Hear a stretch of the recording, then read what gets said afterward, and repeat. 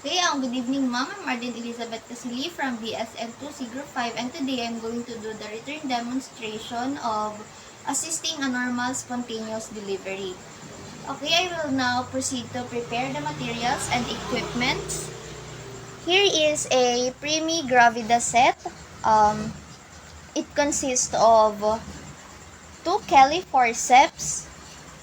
Assuming that this is a Kelly forceps, then Mayo scissor, and assuming that these two are needle holder, thumb forceps, and the thumb forceps with teeth, assuming that these two are thumb forceps. Then, lidocaine, assuming ulit na this is a lidocaine. The Chromic 2.0, the gauze pad, the umbilical cord clamp, the 3cc syringe, two pairs of surgical gloves, the cherry balls with the povidone iodine, the kidney basin, and the three pieces of linen. Okay, I will now prepare the materials.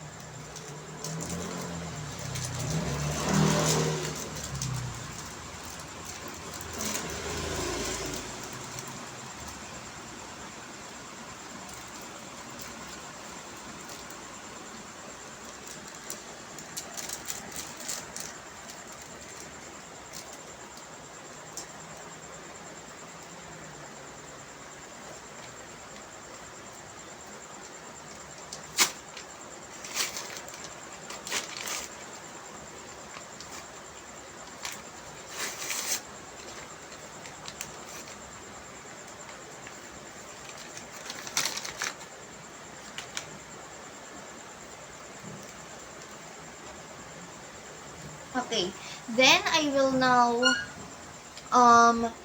ensure that the room is clean and warm and at just 25 to 28 degrees Celsius. Then I will now position the client into a recumbent position. Okay, wait. Okay, mother, itataas ko po ang inyong mga paa. Then I will just expose the area for perineal care, and then assuming na itinaas na po yung paa. Then I will now do the perineal care.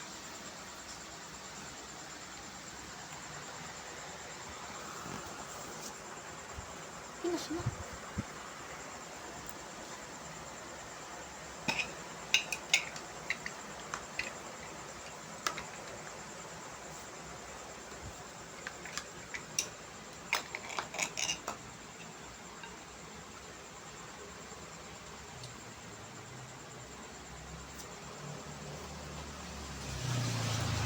Okay, assuming that this is the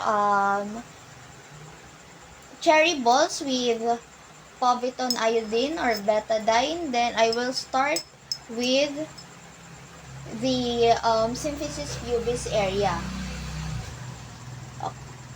Like this. Then after that, discard. Then in the inguinal area, discard.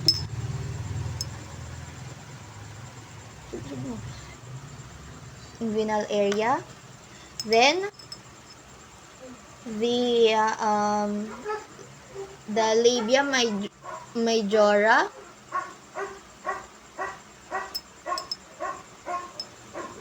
another labia majora, then the labia minora,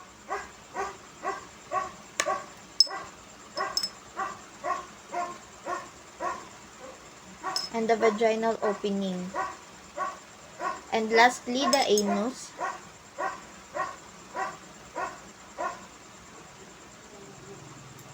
And after the perineal care,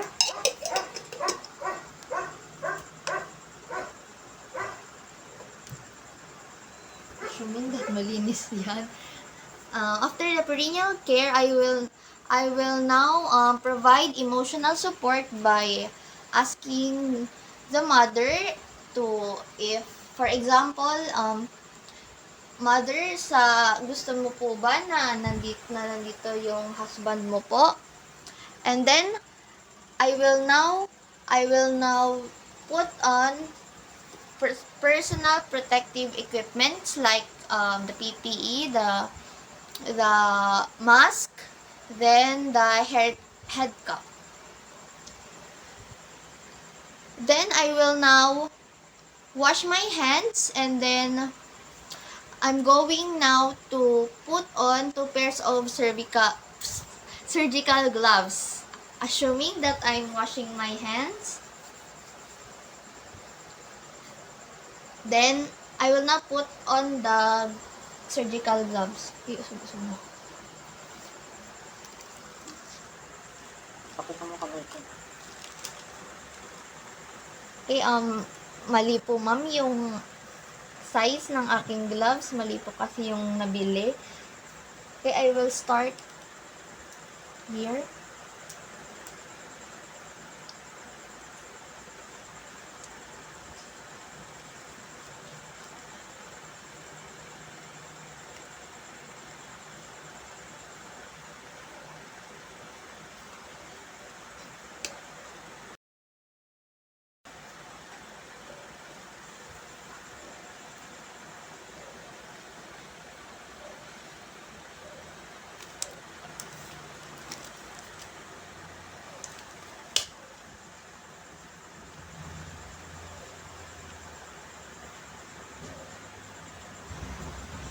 Okay, after putting 2 pairs of surgical gloves, I will now check the condition of the mother, and then I'm going to ask her to empty her bladder or ask her to void. Okay, ma'am, umihi na po ba kayo? Okay, di na. Now, I will now observe for the mechanism of labor. First is the engagement. When the fetal head fits into the large diameter of maternal pelvis. Dito po is kailangan natin, or para po malaman natin if engaged na yung baby, is kailangan po nating mag-pollex grip. If engaged na, hindi na po floating ang baby or hindi na siya nagmo-move, malalaman natin yon na nasa station 1 na ang baby. Then, the descent. The baby's descent through the pelvic inlet, through the pelvic floor, due to uterine contraction, amniotic pressure, abdominal muscle contraction. Next is the flexion. It allows the presenting part of the fetus to be suboccipitobregmatic. The fetal head has smaller diameter, which assists the passage through the pelvic. And then the internal rotation, this allows the head to rotate from left to right occipito-transverse position to an occipito-anterior position. Doon naman po, ma'am, is yung baby po is nag-rotate po siya sa loob from left to right occipito-transverse position. Then, sa crowning naman po is it occurs when the widest diameter of the fetal head successfully negotiates through the narrowest part of the pelvis. Sa crowning naman po is kapag bulging na. Dito is visible na po yung fetal head sa vulva. Then, I will now get a gauze to support the perineum of the mother. And then, I will now do a Richtgen's maneuver to support the fetal head. Push mo ka dito. Push mo pa. Then, sa extension naman po is lalabas na po yung ulo ng baby. Push mo pa. Then, if-feel ko po if may cord na nakapulupot sa neck ng baby is I will going to slide my finger towards the neck of the baby.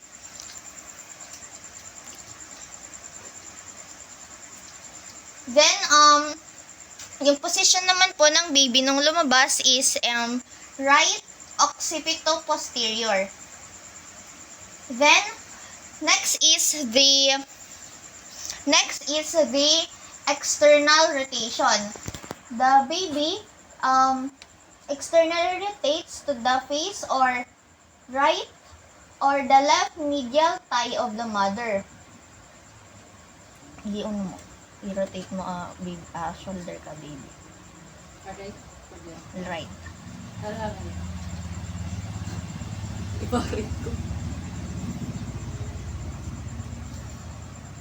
Okay na yan. This realignment of the shoulder with the head is called restitution. Then the delivery of the shoulder and the baby to downward traction.